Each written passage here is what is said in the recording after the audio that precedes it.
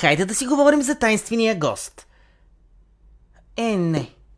Аз не може да съм толкова прост. В ревюто то... Не знам дали да ги наричам ревюта, защото давам лек преразказ.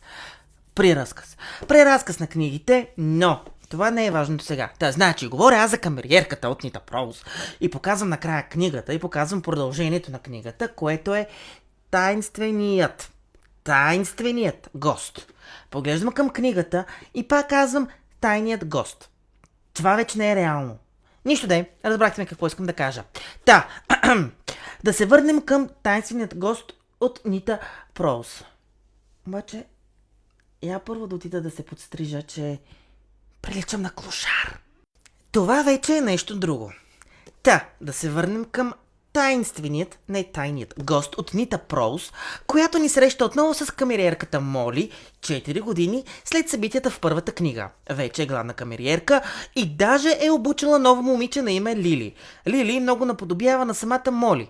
По време на интервюто си за работа пред господин Сноу, Лили едва обелва 3 думи, но Моли застава зад нея и настоява да й се даде шанс. И когато в хотела идва много важен гост, световно известният автор на бестселери, майстор на мистериите и отрупан с награди писател Джейди Гримторп, Лили се озовава в позицията на Моли, която последна е докосвала количката с чай, от която Гримторп е бил чай, преди да се свлече мъртъв на земята пред всички гости на чайната зала в хотела. Когато Лили и Моли са в кабинета на господин Сноу обаче и чакат да разберат повече информация, влиза не кой да е, а детектив, който Моли веднага разпознава. Това е детектив Старк, която преди 4 години обвинява леко прибързано в смъртта на господин Блек. Моли отново не е сама. Господин престане до нея и се продължава традицията за вечеря в неделя, заедно с Хуан Мануел, който вече е нейн възлюбен.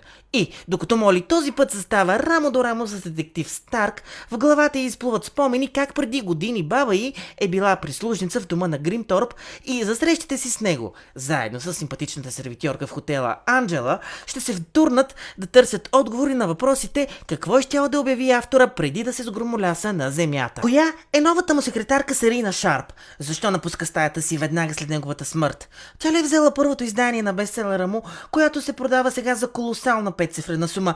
И коя всъщност е тя? Лили, легнилата ябълка, или бившата стара камериерка Шерил, която краде бакшишите на камериерките от хотелските стаи?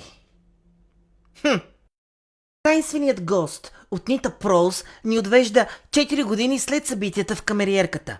Книга, изпълнена с обрати, семейни тайни и доза сладка налудничавост, такава каквато само сладката камериерка Моли може да ни даде. А коя е следващата книга, която започвам ли?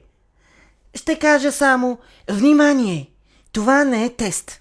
Това е системата за извънредно оповестяване. Ако чуеш името си, бягай.